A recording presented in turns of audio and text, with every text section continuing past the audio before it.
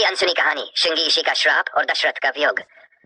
रामायण में राजा दशरथ और उनके पुत्रों की कहानियां प्रचलित है, लेकिन एक घटना जो दशरथ के जीवन में बहुत महत्वपूर्ण थी वह थी श्रृंगी ऋषि के श्राप की कहानी। यह कहानी दशरथ के जीवन की एक भूल और उसके परिणामों की है। दशरथ अयोध्या के महान राजा और अत्यंत कुशल धनुर्धर थे। उनकी धनुर्विद्या इतनी अद्भुत थी कि वे किसी भी लक्ष्य को केवल ध्वनि के आधार पर भेज सकते थे। एक दिन जब दशरथ शिकार पर गए तो उन्होंने जंगल में किसी के जल भरने की आवाज सुनी। उन्हें लगा कि कोई हाथी या जंगली जानवर पानी पी रहा है।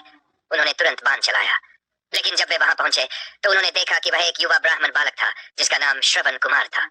श्रवण कुमार की मर्मांतक कथा। श्रवण कुमार अपने नेत्रहीन माता पिता के लिए कांवड़ में पानी ला रहे थे। बाण लगने से वह घायल हो गया। उसने दशरथ से कहा, राजा, आपने बिना सोचे समझे बाण चलाकर मेरी जान ले ली। कृपया मेरे माता पिता को यह पानी पहुंचा दीजिए और उन्हें मेरे बारे में बताइए। श्रवण कुमार की यह बात सुनकर दशरथ को गहरा दुख हुआ। उन्होंने श्रवण के माता पिता के पास जाकर उन्हें सारा सच बताया। नेत्रहीन माता पिता का श्राप। श्रवण के माता पिता अपने पुत्र की मृत्यु से अत्यंत दुखी हुए। उन्होंने दशरथ से कहा, राजा, तुमने हमारी एकमात्र खुशी को हमसे छीन लिया है।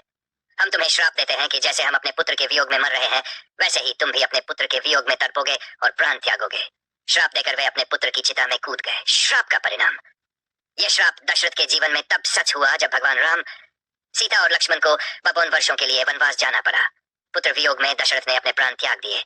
उनकी यह पीड़ा श्रृंगी ऋषि के श्राप का ही परिणाम थी। नैतिक शिक्षा। किसी भी कार्य को करने से पहले सोच समझकर निर्णय लेना चाहिए।